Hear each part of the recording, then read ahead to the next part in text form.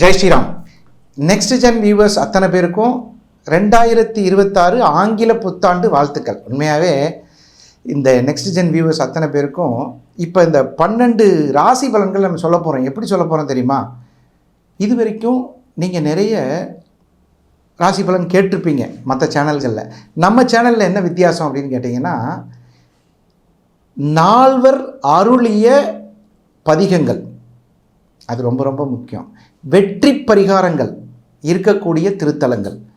இது நம்ம புதுசாக இப்போ நெக்ஸ்ட் ஜென் வியூவர்ஸ்க்காக இப்போ ஸ்டார்ட் பண்ணியிருக்கோம். எப்படின்னு கேட்டிங்கன்னா, ஒரு சித்தர்கள், மகான்கள், வேத புருஷர்கள் வந்து சென்ற ஆலயங்களுக்கு எப்பயுமே பவர் ஜாஸ்தி.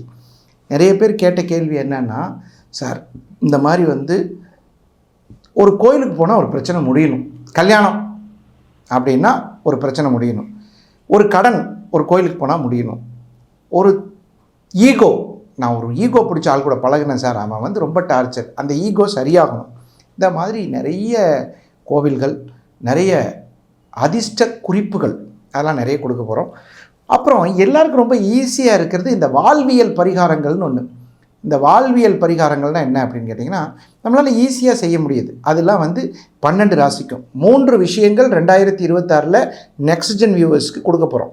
அதிர்ஷ்ட குறிப்புகள், தேவாரம், திருவாசகம் பாடிய திருத்தலங்கள், முனிவர்கள் சென்ற திருத்தலங்கள், வெற்றி பரிகாரங்கள்.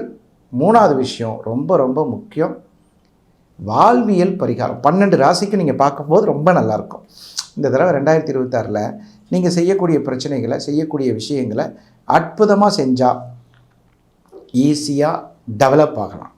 குறிப்பாக சொல்லப்போனால் வாழ்வியல் பரிகாரங்கள் நம்ம ஏற்கனவே செஞ்சிட்ருப்போம்.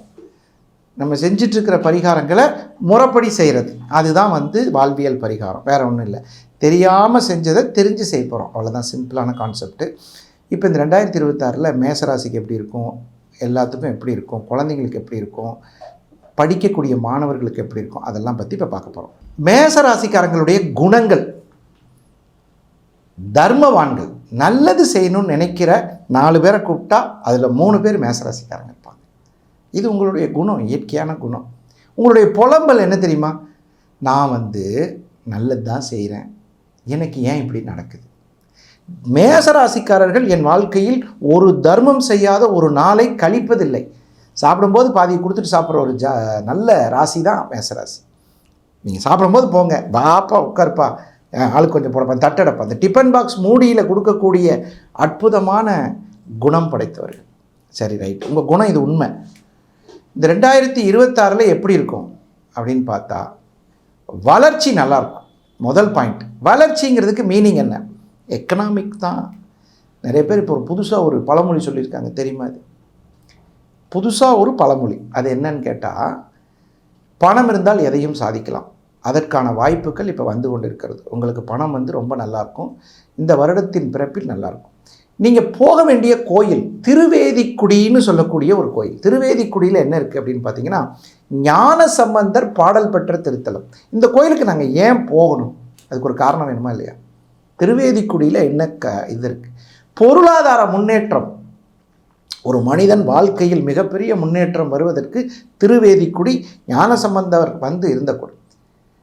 வேதங்களும் பிரம்மாவும் வணங்கிய திருத்தலங்க. நீங்கள் யார், வேறு யாரும் இல்லை, நம்ம தலையெழுத்து எழுதுகிறாங்கல்ல பிரம்மா, அந்த பிரம்மா எழுதின திருத்தலம், பிரம்மா வழிபட்ட திருத்தலம். நம்ம ஹெட்மாஸ்டரே படித்த ஸ்கூல், ஹெட்மாஸ்டர் அந்த ஸ்கூலில் தான் சார் படித்தாருன்னு சொல்கிறோமா இல்லையா? அந்த அளவுக்கு பிரம்மா வழிபட்ட தலம், வேதங்களே வழிபட்ட தலம். அதனால தான் அதுக்கு பேர் திருவேதிக்குடின்னு பேர். இந்த திருத்தலத்துக்கு போய் 2 விஷயம் உங்களுக்கு சக்ஸஸ். திருமண தடை. சார் நிறைய பேர் சொல்கிற டைலாக் சொல்கிறேன், நிறைய வருது சார், ஆனால் ஒன்றும் கிளிக் ஆக மாட்டேங்குது சார். அது 2லேயுமே சொல்லலாம். ஒன்று திருமண விஷயம், இன்னொன்று எக்கனாமிக்கல்.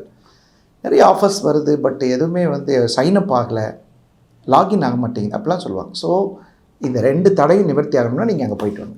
அடுத்து செகண்ட் பாயிண்ட்டு, வாழ்வியல் பரிகாரங்கள். மேசராசிக்காரங்க அன்னதானம் நல்லா பண்ணுவீங்க, ஆனால் பக்தி மார்க்கத்தில் நிறைய கோவில்கள் அன்னதானம் நடக்கும்.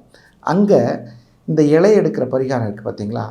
இது என்னமோ சாதாரணமாக நினைக்கிறீங்க. கண்டிப்பாக பாருங்கள், 2026 ஐயப்பன் கோயில் ஃபங்க்ஷனு, முருகர் கோயில் ஃபங்க்ஷன்லாம் நிறைய பேர் அன்னதானம் போடுவாங்க. அன்னதானம் நடக்கும் இடத்தில் இலை எடுக்கும் பரிகாரத்தை செய்து பாருங்கள். இந்த வாழ்வியல் பரிகாரம் உங்களை மாபெரும் வெற்றியாளனாக மாற்றும். இது நீங்கள் 2026 செய்யுங்க. அப்புறம் திருமண தடையும் நிவர்த்தி ஆயிடுச்சு, எக்கனாமிக்கலும் சரியாக போச்சு, மனசில் இருந்த பிரச்சனையும் சரியாயிடுச்சு, ஆரோக்கியம் நல்லாயிருக்கும், ஒன்றும் பயப்பட வேண்டியதே இல்லை. மேஷம் 2026 மிகச் சிறப்பாக இருக்கும். அனைவருக்கும் எளிமையான பரிகாரங்கள். இந்த 12 மாதத்தில் இந்த கோயிலுக்கு போயிட்டு வர முடியாதா? 2 மாதத்தில் போயிட்டு வர முடியாதா? ரொம்ப செலவு கம்மியாக இருக்கிற கோயில். அதிகபட்சம் இந்த கோயிலில் போய் ஒரு அர்ச்சனை முடிஞ்சால் ஒரு தேங்காய் பழம் வச்சு சாமி கும்பிட்டு வாங்க. நிஜமாக உங்கள் வாழ்க்கையில் நல்ல முன்னேற்றம் வரும். இதுவரை 3 பரிகாரங்களும் கிடைக்கக்கூடிய ஒரு திருக்கோயிலுக்கு நீங்கள் போகலை. வாழ்வியல் பரிகாரம், கோவில் திருத்தலம், இயற்கையான வழிமுறையில் ஏற்படக்கூடிய விமோச்சனங்கள், இதெல்லாம் கிடச்சிருக்கு. கண்டிப்பாக இந்த 2026 நெக்ஸ்ட் ஜென் வியூவர்ஸ் அத்தனை பேருக்கும் மகிழ்ச்சியான சம்பவங்கள் வருவதற்கு வாழ்த்துவது உங்கள் நல்ல நேரம் நாகராஜ். யாராக இருந்தாலும் தாராளமாக கீழே ஸ்க்ரோலில் போயிட்டு இருக்கிற நம்பருக்கு கண்டிப்பாக நீங்கள் காண்டாக்ட் பண்ணுங்கள்.